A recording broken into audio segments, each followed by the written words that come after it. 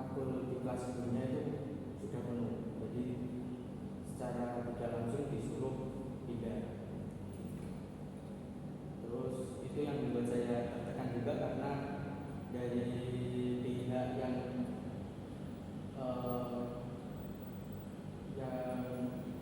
mengurus perpindahan itu agak ribet, agak susah. Ada ngurusnya ada sekitar seminggu lebih. Itu yang membuat saya tertekan juga. Terus sama karena itu saya kan jadi telat pelajarannya, kurang lebih karena seminggu telat pelajarannya, jadi agak untuk menyusul teman-teman yang di kelas baru ini agak susah. Itu yang membuat saya tertekan juga. Sama adaptasi juga, kan dari kelas sebelumnya kayak gini, terus ke kelas yang baru ini adaptasinya kurang lebih itu lama. Terus tugas-tugasnya juga, jadi kan misal kayak pembelajarannya telat, sama tugas-tugasnya pun telat juga. Jadi membuat saya untuk menyusul itu agak susah sampai sekarang. Terus dari tekanan di rumah itu, tekanan orang tua. Aslinya tekanan orang tua ini bukan dari semester ini, bukan dari bulan ini. Cuman saya akhir-akhir ini lebih tertekan karena kan saya juga bersaudara. Saya anak tengah dan kakak saya belum lulus. Terus ini adik saya sudah mau kuliah. Jadi ya jalannya juga.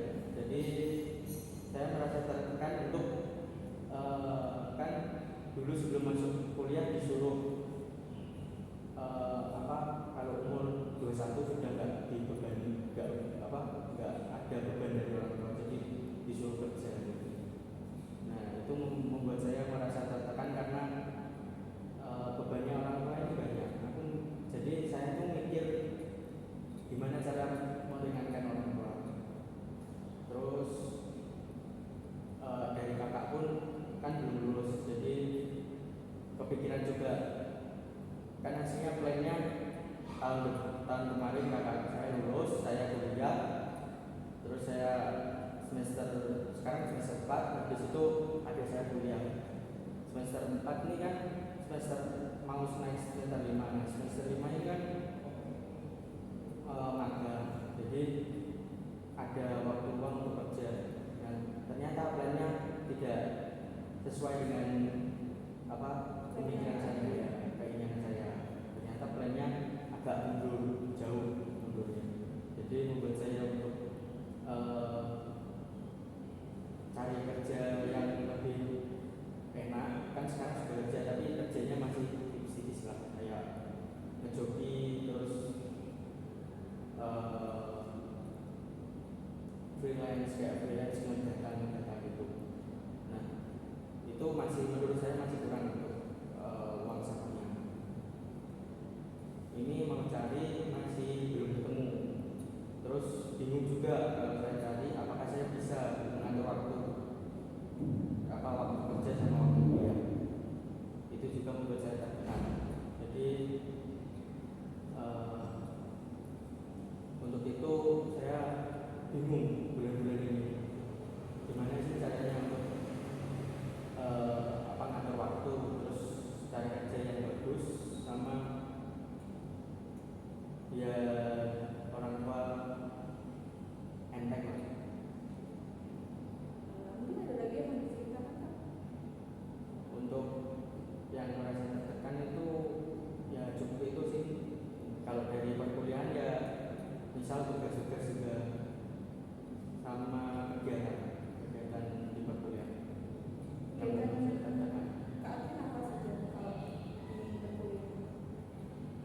Kan yang membuat saya sangat tertekan ini kan bulan-bulan ini. Jadi kegiatan yang akhir-akhir ini di bulan Mei, kayak ikut kepanitiaan dan lain-lain. Nah itu atas keinginan Kak Alvin sendiri atau memang sudah dipilih? Untuk beberapa kegiatan itu ada keinginannya saya sendiri, tetapi ada beberapa lagi kayak kegiatan kepanitiaan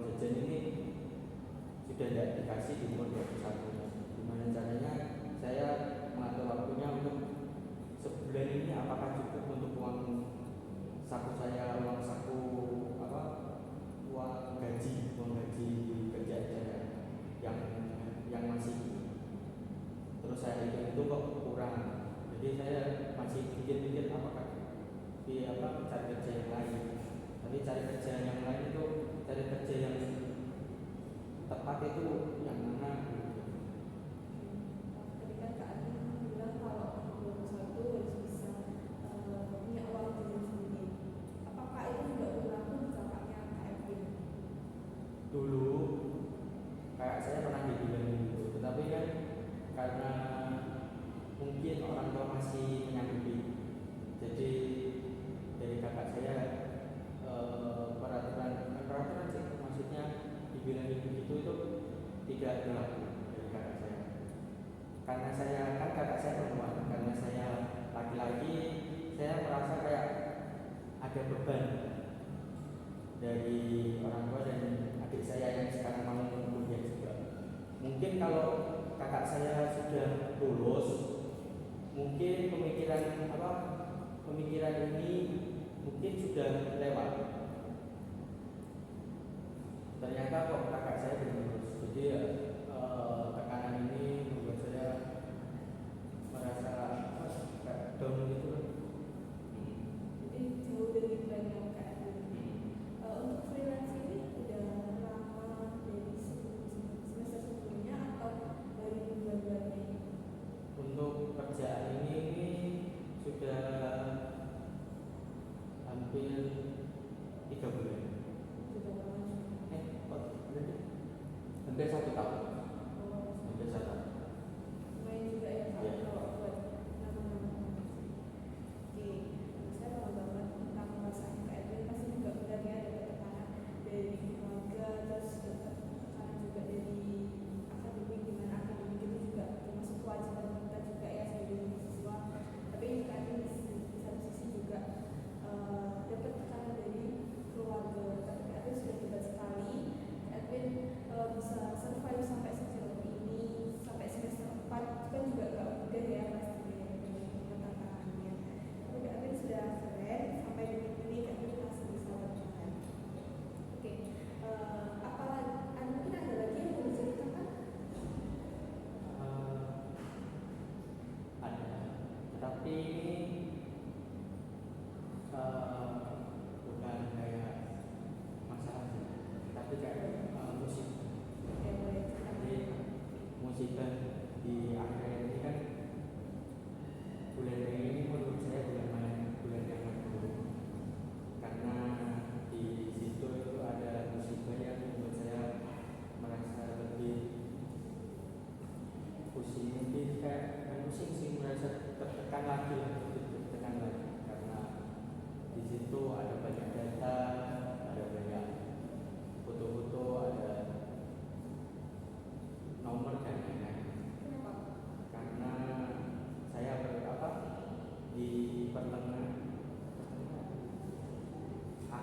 di akhir bulan ini HP saya kecuri. Di mana?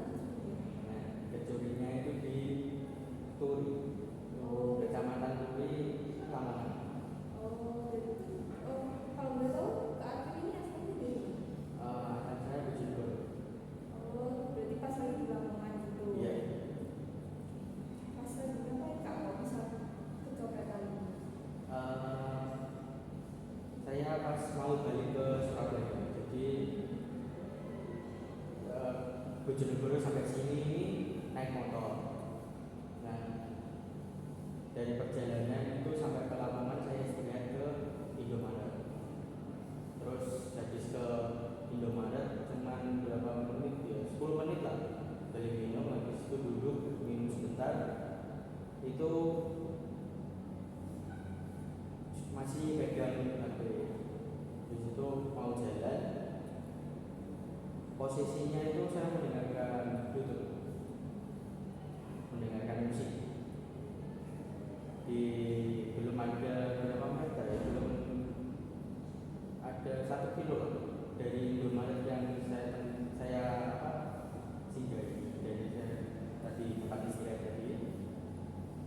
tiba-tiba bluetoothnya itu mati. Saya pikir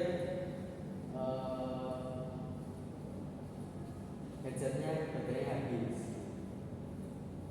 Habis itu saya belum nyadar kalau HP saya hilang. Nah, saya ngeceknya kan mesti kalau berhenti, ngeceknya pas di lampu merah. Di lampu merah ini dekatnya umlat. Habis itu saya cek katanya HP saya udah gak ada. Dari situ saya bingung, gak punya HP, hilang di pertengahan jalan juga, di pertengahan jalan dari Bojonegoro ke Surabaya, bingung, cari sendiri juga HP-nya, saya kira jatuh. Saya cari, saya sisir di pinggiran, hampir ada 1,5 jam, saya sisir sendiri, saya tanya-tanya orang, gak ketemu. Akhirnya saya menyerah untuk mencari itu. Terus saya berhenti dulu sambil mikir, ini terus saya mau balik ke Surabaya atau balik ke Bojonegoro. Saya mikir dulu, tiba-tiba ada kayak orang itu berhenti. Saya kira itu nemu HP, jadi saya tanya, ternyata kok nggak ketemu. Sama bapaknya ditanya juga, kenapa mas? HP saya bilang bapak. Terus oh ya itu lapor ke polsek, katanya bapaknya begitu. Terus dari situ saya kepikiran untuk lapor ke polsek Turi sana. Saya ke sana, itu diinterogasi sama bapaknya, ditanya-tanyai kenapa hilang HP dari mana. Terus akhirnya sama bapaknya dibantu untuk nyisir HP, nyisir tempat hilangnya. Mungkin ada sekitaran 1,5 jam juga nyisir itu. Terus ternyata kok disisir nggak ketemu, padahal pas ditelepon sama bapaknya itu berdiri. Nggak ketemu. Habis itu sudah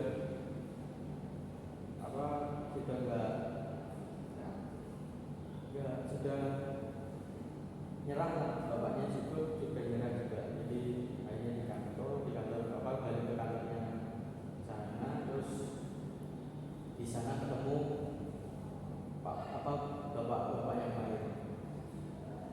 Habis itu ditanya lagi gitu. Terus dibantu juga untuk melacak, dibantu untuk melacak. Ternyata kok pas dilacak itu ada di sini, di Menganti. Ya sudah di Menganti. Jadi mau nggak mau ya ditanyain, mau diambil di Menganti apa sampai balik dari bapaknya itu. Cuman saya bingung kalau di Menganti, saya pun nanti di sana bingung juga, tanya-tanya ke orang-orang. Nanti waktunya lebih lama juga kan. Terus sama bapaknya, ya udah kalau begitu kamu pulang saja ke Bojonegoro, jangan balik ke Surabaya, nanti dicari sama orang. Saya manutlah sama bapaknya kan. Habis itu saya balik, ternyata kok di rumah dicari sama orang tua. Bingung karena kok lama, biasanya kan cuma 2,5 jam, 3,5 jam Bojonegoro Surabaya. Nah ini hampir 6 jam lebih. Ya, lama banget. Jadi dari itu pun mulai merasa HP hilang. Terus orang tua juga nyari. Terus bingung kan, itu di hari hilangnya di hari Senin. Terus Selasanya ada kayak ujian matkul atau pen, ujiannya kayak sentro gitu. Nah, di situ juga bingung untuk ngabarin ke teman-teman. Terus sama bingung juga kalau tugasnya itu hilang semua, file-filenya hilang semua. Ternyata kok ternyata kok beberapa ada yang hilang, beberapa ada yang hilang. Jadi ada yang sudah tersimpan, ada yang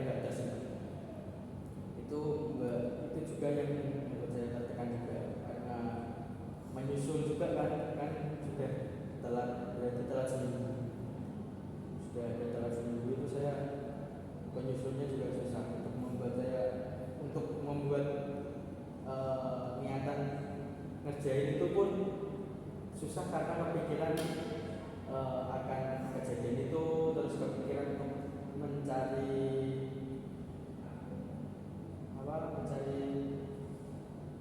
uang. Kan HP ini kan dikasih orang tua, jadi ada rasa bersalah gitu, rasanya wah HP ini dikasih orang tua kok bilang. Jadi saya satu hari itu tidak tidur sampai hari selanjutnya untuk cari uang. Cari uang itu ternyata kok ketemu di jual ayam. Jadi saya punya peliharaan ayam 2 pasang, itu saya jual. Untungnya lumayan. Ternyata kok itu belum cukup. Saya pikir lagi, cari saran ke teman-teman, terus ternyata sama teman-teman disuruh jual akun game di temannya,